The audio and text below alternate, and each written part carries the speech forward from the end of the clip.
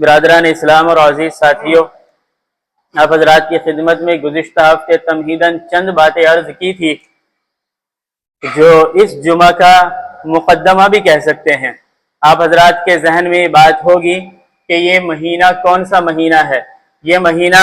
ربیع الاول کا مہینہ ہے۔ اس مہینے کے اندر آمد مصطفیٰ ہے، آمد مجتبیٰ ہے، احمد مصطفیٰ ہے۔ یہ نبی اکرم علیہ السلام کی آمد کا مہینہ ہے، تو ضروری یہ سمجھا جائے گا کہ اس مہینے کے اندر رسول اکرم صلی اللہ علیہ وسلم کا کردار، آپ کے اخلاق، آپ کے طور طریق، آپ کی شریعت، آپ کے دین کی کچھ باتیں آپ کی خدمت میں رکھی جائیں۔ لیکن سیرت تو بیان ہوتی ہی رہتی ہے۔ پہلی چیز سمجھنے کی جو ہے وہ یہ ہے کہ سیرت کہتے کسے ہیں۔ سیرت کہتے کسے ہیں؟ سیرت کہتے ہیں حالات کو، سیرت کہتے ہیں کیریکٹر کو، سیرت کہتے ہیں کردار کو۔ اللہ کے نبی کا کیریکٹر کیسا ہے، آپ کا کردار کیا ہے، آپ کی کیفیت کیسی ہے۔ سنعیدها صیغتها الاولی، اس کے اندر بھی اس کی طرف اشارہ ہوا کہ سیرت کہتے کس چیز کو ہیں اس آیت کے اندر۔ تو اللہ کے نبی علیہ السلام کی سیرت کے بارے میں بات کرنی ہے، لیکن بات ابھی آمد مصطفیٰ سے پہلی ہونی ہے کہ اللہ کے نبی علیہ السلام دنیا میں آئے، تب کی کیفیت، تب کی جو نظارے ہیں، پرکیف جو نظارے ہیں وہ الگ ہیں، اور پہلے کے کیا ہیں۔ عام طور پر ایک بات ہم سب سمجھتے ہیں کہ جب کوئی انسان دنیا کے اندر آ جائے تبھی تو ہمیں پتہ چلتا ہے کہ یہ آدمی گورا ہے یا کالا، اس کی آنکھیں چھوٹی ہیں یا بڑی، اس کا چہرہ کس طرح کا ہے، خوبصورت ہے یا درمیانہ ہے۔ یہ باتیں تب ہمیں پتہ چلتی ہیں جب کوئی انسان دنیا کے اندر آ جاتا ہے۔ جب بچہ ماں کے پیٹ کے اندر ہوتا ہے اس وقت نہیں پتہ ہوتا کہ کیسا بچہ ہے، کس طرح کی اس کی نوعیت ہے۔ لیکن اللہ کے نبی علیہ السلام ابھی دنیا کے اندر آئے نہیں، بلکہ جملہ اور پیچھے کی تک جائے گا کہ آپ کے آباء و اجداد دنیا کے اندر نہیں آئے، حتیٰ کہ حضرت ابراہیم بھی نہیں، حضرت آدم علیہ نبینا علیہ السلام دنیا کے اندر تشریف نہیں لائے۔ اللہ کے نبی علیہ السلام کا چرچا فرش سے پہلے عرش پہ موجود ہے۔ اللہ کے نبی کا چرچا عرش پہ ہو رہا ہے۔ کیسے کہ حق تعالی شانہ نے حضرت آدم علیہ السلام کو پیدا کیا۔ حضرت آدم علیہ السلام کو پیدا کرنے کے بعد سیدنا حضرت آدم سے چوک ہوئی، جس کی وجہ سے آپ کو جنت سے زمین پر اتار دیا گیا۔ اب جب حضرت آدم زمین پر آ گئے تو دو دعائیں ملتی ہیں، ایک دعا قرآن کریم کے اندر اور دوسری دعا سیرت یعنی اللہ کے نبی علیہ السلام کی احادیث مبارکہ کے ذریعے پتہ چلتی ہے۔ قرآن کریم کے اندر تو ہے ربنا ظلمنا انفسنا، یہ سب کو پتہ ہے، مشہور دعا ہے حضرت آدم علیہ السلام کی۔ اور دنیا میں آ کر جو دوسری دعا مانگی ہے وہ کیا ہے؟ اللہم انی اسألک بحق محمد صلی اللہ علیہ وسلم اغفر لی۔ یہ حدیث کے اندر پتہ چلی کہ دو دعائیں مانگی، ایک قرآن نے بیان کی اور دوسری حدیث کے اندر سیدنا حضرت عمر فاروق رضی اللہ تعالی عنہ اس حدیث کے راوی وہ روایت کرتے ہیں کہ اللہ کے نبی علیہ السلام نے اپنی زبان اقدس کے ذریعے یہ باتیں ہم کو بتلائی ہیں۔ ابھی اللہ کے نبی دنیا میں تشریف نہیں لائے، ابھی تو دنیا بھی نہیں وجود میں آئی، اور اس سے پہلے ہی اللہ کے نبی کا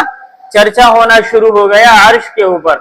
اب حضرت آدم علیہ السلام مسلسل دعائیں مانگ رہے ہیں، کوئی جواب ہی نہیں آتا آسمان سے، اللہ کی طرف سے کوئی پیغام نہیں آتا۔ لیکن جیسے ہی حضرت آدم نے اس الفاظ کے ساتھ دعا کی اللہم انی اسألک بحق محمد، جیسے ہی اللہ کے نبی کا واسطہ دیا تو فوراً حق تعالی شانہ سب کچھ جانتے ہوئے بھی اس کے بعد آپ کی رحمت جوش میں آئی اور سوال کیا حضرت آدم سے کہ اے آدم، یہ جو تم نے ابھی نام لیا ہے یہ کس وجہ سے لیا ہے، اس کا تمہیں پتہ کیسے چلا، یہ واسطہ تم نے اپنی دعا کے اندر کیسے دیا۔ اب تک حالانکہ حق تعالی شانہ کی طرف سے کوئی جواب نہیں آ رہا تھا، دعا پہلے سے مانگ رہے ہیں، معافی پہلے سے مانگ رہے ہیں، لیکن جیسے ہی یہ جملہ کہا، یہاں محمد کا وسیلہ جیسے ہی دیا تو حق تعالی شانہ حضرت آدم کی طرف متوجہ ہو گئے اور بات کرنی شروع کر دی۔ اب حضرت آدم جواب دیتے ہیں لما خلقتنی بیدک، اے احکم الحاکمین، جب آپ نے مجھے پیدا کیا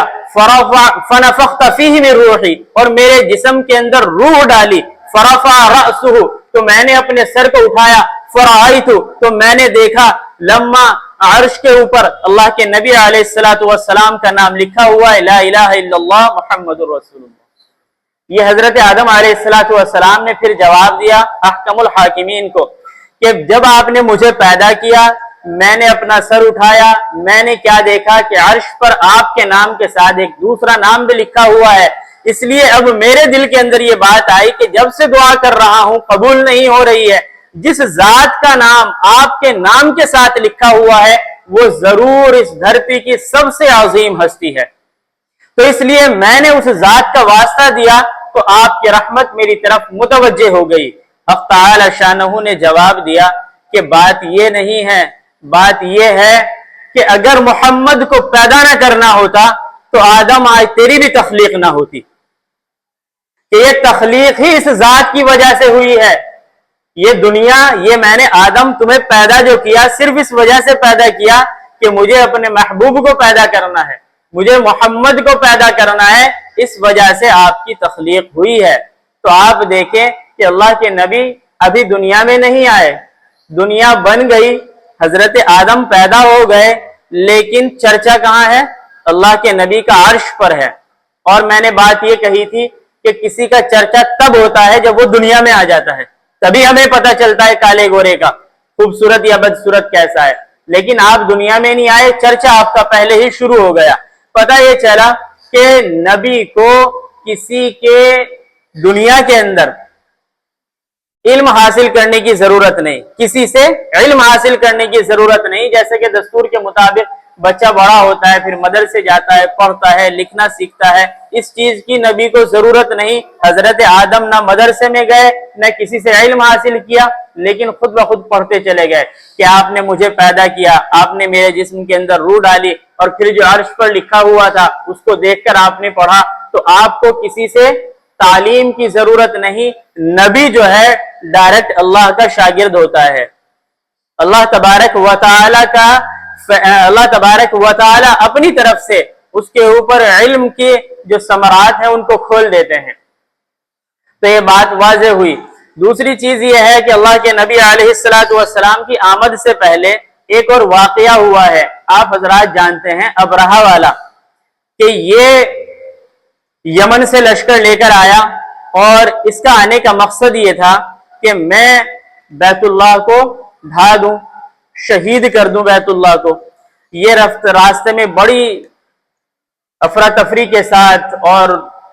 جس نے بھی اس کا مقابلہ کیا سب کو تہہ تیغ، سب کو جو ہے ختم کرتے ہوئے یہ آگے بڑھا، مکے کی طرف آیا۔ ابھی مکے میں داخل نہیں ہوا تھا کہ اس سے کچھ پہلے اس نے پڑاؤ ڈالا،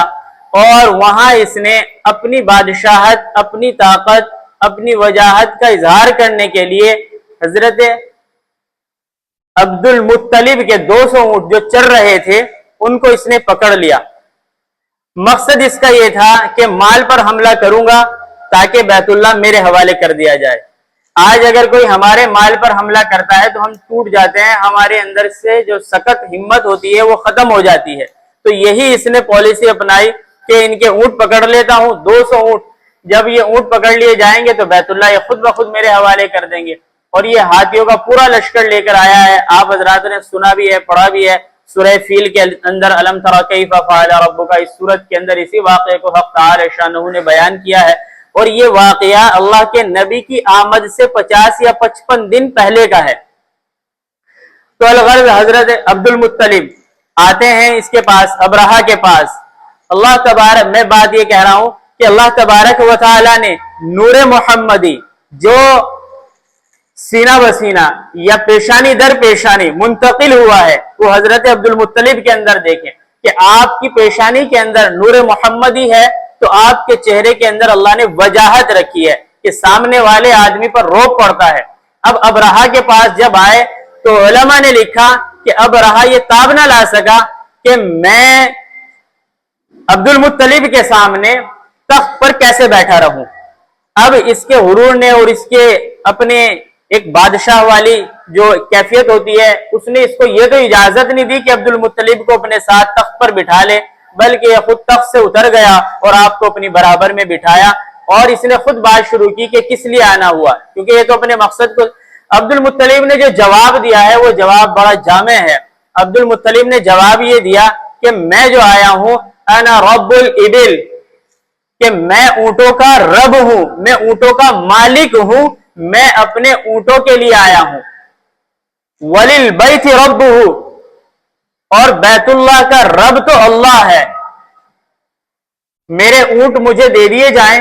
اس نے کہا عجیب آدمی ہو، کیسے آدمی ہو، میں نے جو ہے تمہارا جو بیت اللہ ہے، اللہ کا گھر ہے، میں اس کو ڈھا دوں گا اور میں اس پر قبضہ کرنے کے لیے آیا ہوں، اور تم بیت اللہ کے متولی ہو، تم بیت اللہ کے ذمہ دار ہو، اور یہاں اس مقام کی تو بات نہیں کر رہے ہو بلکہ بات کر رہے ہو اپنے اونٹوں کی۔ تو جب یہ جملہ کہا تھا کہ میں اونٹوں کا مالک ہوں اور اللہ رب العزت اپنے گھر کے مالک ہیں، میں اونٹوں کے بارے میں سوال کروں گا، اللہ اپنے گھر کے متعلق سوال کرے گا، یہ بات ہوئی، اور اس کے بعد واپس آ گئے۔ اور پھر آنے کے بعد عبد المطلب نے جو دعا کی ہے، بڑی جامع دعا کی ہے، وہ دعا کی۔ اس کے بعد آپ جانتے ہیں کہ ہاتھیوں والوں کے ساتھ کیا معاملہ ہوا، کاسف مأکول، کہ کھائے ہوئے بھوسے کی طرح ان کو کر دیا، حتیٰ کہ ان کے پاس 3 بجریے تھی یا کنکریے تھی، 2 پنجوں کے اندر، ایک چونچ کے اندر، اسمہ، اور ان تمام پر نام لکھا ہوا تھا۔ جب نام لکھا ہوا تھا تو نام کا جب ان کنکریوں پر تھا تو سیدھا اسی شخص کو جا کر لگتی تھی جس کا نام ان کنکریوں پر لکھا ہوا تھا۔ اس کی مثال ایسے کہ جیسے اب یہاں کتنے سارے آدمی بیٹھے ہیں، میں اپنے موبائل سے جس کو میسج کروں گا اسی کے پاس جائے گا اور کسی کے پاس نہیں جا سکتا، اسی طریقے سے وہ کنکری اسی کے لگی جس کا نام لکھا ہوا تھا۔ تو اس طریقے سے اللہ تبارک و تعالی نے جو بات عرض کر رہا تھا کہ نور محمدی کو آپ کی آمد سے پہلے آپ کے دادا کے پیشانی کے اندر اس طرح ظاہر کیا کہ آپ کا روب، آپ کا دبدبا غیروں پر اس طریقے سے پڑا ہے۔ پھر اس کے بعد ایک واقعہ اور آپ کی خدمت میں عرض کر دوں، حضرت عبد المطلب اپنے بیٹے عبداللہ کو لے کر مکہ سے مدینہ گئے، کیونکہ عبداللہ کی جو شادی ہوئی ہے وہ ہوئی ہے مدینے کے اندر، اللہ کے نبی کی ننیال مدینے میں ہے۔ تو وہاں جب پہنچے تو راستے میں ایک بالا خانہ، ایک جو ہے ڈبل منزل گھر بنا ہوا تھا، وہاں ایک عورت تھی۔ اس عورت نے جب حضرت عبداللہ کو دیکھا، اللہ کے نبی کے والد کو جب دیکھا، تو وہ اوپر سے نیچے آئی اور عبداللہ کے ہاتھ کو پکڑ کر سائڈ لے گئی اور بات چیت کرنے لگی، گویا کہ اپنی طرف متوجہ کرنا تھا۔ حضرت عبداللہ نے اس سے ہاتھ جھٹکا اور چھڑایا اور کہا کہ میں اس طرح کا انسان نہیں ہوں۔ جو آدمی باعزت ہوتا ہے، شریف خاندان کا ہوتا ہے، وہ اپنی ہر ایک چیز کی حفاظت کرتا ہے۔ بالآخر لمبا ہے، لیکن یہ کہ آپ مدینے چلے گئے اپنے والد کے ساتھ، وہاں آپ کا نکاح ہو گیا حضرت آمنہ رضی اللہ تعالیٰ عنہ کے ساتھ۔ جب ان کے ساتھ نکاح ہوا تو یہ عورت اب بھی انتظار میں ہے کہ شاید پھر دوبارہ سے وہ شخص واپس آ جائے۔ تو اللہ کے نبی کے والد اور والدہ جب واپس آئے اسی مقام پر، تو یہ عورت پھر دوبارہ سے حضرت عبداللہ کی طرف آئی اور آ کر یہ کہنے لگی کہ عبداللہ، میں نے تمہارا ہاتھ اس لیے نہیں پکڑا تھا کہ میں بدکار عورت ہوں، میں بھی خاندانی عورت ہوں، میری بھی عزت اور شرافت ہے، لیکن میرا جو مقصد تھا، مقصد یہ تھا کہ میں نے جو چیز آپ کے چہرے کے اندر، آپ کے لباس کے اندر، آپ کے جسم کے اندر جو چیزیں دیکھی ہیں، وہ ساری کی ساری میں نے تورات کے اندر پڑھی ہیں، اپنی کتابوں کے اندر پڑھی ہیں، وہ ساری چیزیں مجھے آپ میں نظر آئیں، اس لیے میں یہ چاہتی تھی کہ میں اس نبی کی ماں بن جاؤں، کہ میں تمہارے نکاح میں آ جاؤں تو گویا کہ میں اس نبی کو اٹھانے والی ہو جاؤں گی، لیکن ظاہر قسمت کہ میری قسمت کے اندر یہ چیز نہیں ہے، آپ کا نکاح ان سے ہو گیا، تو لہٰذا یہ اس بچے کی ماں بننے والی ہیں۔ تو اللہ کے نبی آئے نہیں ابھی، لیکن چرچا پہلے سے موجود ہے۔ وہ عورت کہہ رہی ہے کہ میں اس لیے آپ کا ہاتھ پکڑ رہی تھی تاکہ میں آپ سے نکاح کر سکوں۔ یہی ایک واقعہ اور بھی ہے، یمن کا ایک بادشاہ ہے، وہ اپنے پورے لاؤ لشکر کے ساتھ، واقعہ مختصر کر دیتا ہوں، مدینے آ گیا۔ جب مدینے آیا تو اس کے ساتھ علماء کا دستہ بھی تھا۔ رات میں سارے لشکر والے سو گئے، لیکن جو علماء تھے وہ سوئے نہیں، وہ مدینے کے ادھر ادھر نکلے، وہاں کے ریت کو، وہاں کی گلیوں کو، وہاں کے پتھروں کو، وہاں کے جو پودے ہوتے ہیں ان کو دیکھا اور یہ پرکھا، پھر اپنے علم کو ناپا کہ ہم نے جو چیزیں پڑھی ہیں وہ اس شہر کے بارے میں 100% درست ہے، کہ ہم نے اپنی کتابوں کے اندر اس شہر کے بارے میں پڑھا ہے اور یہ شہر اس نبی کا ہے جو آخری نبی اس دنیا کے اندر آنے والا ہے۔ صبح ہوئی، بادشاہ نے کہا چلو، لیکن یہ علماء پہلے ہی اپنی درخواست دے چکے کہ آپ جو ہے یہاں ہمیں یہیں چھوڑ دیجئے، ہمیں یہیں رہنے کی اجازت دے دیجئے کہ ہم یہاں اس لیے رہنا چاہتے ہیں کہ جو چیزیں ہم نے اپنی کتابوں کے اندر پڑھی وہ اس نبی کا یہ شہر ہے۔ اب وہ بادشاہ جو تھا وہ بھی جو ہے علماء کی قدر کرنے والا تھا، اس نے کہا تمہارے عزت، تمہاری اکرام کے اندر اگر کوئی مجھ سے کمی ہو گئی ہو تو مجھے بتاؤ، میں تمہارے اعزاز کے اندر اضافہ کروں گا، کہ بات یہ نہیں، بات تو اصل یہ ہے۔ تو اب آپ دیکھیں اس بادشاہ نے 400 گھر بنوائے وہاں پر، اور 400 علماء کو وہاں رہنے کی اجازت دے دی، اور الگ سے ایک گھر اور بنوایا ڈبل منزل کا، وہ گھر بنوایا، اور پھر اس کے بعد اس نے نصیحتیں کی کہ تم میں سے ہر شخص نصیحت کرتے چلے جانا، وصیت کرتے چلے جانا ان باتوں کی۔ کیا وصیتیں کی؟ کہ کاش فلو مد عمرہ الی عمرہ، کہ کاش میری عمر اتنی لمبی ہو جائے کہ میں آپ کے زمانے کو پالوں، اور ولو کنت وزیرا،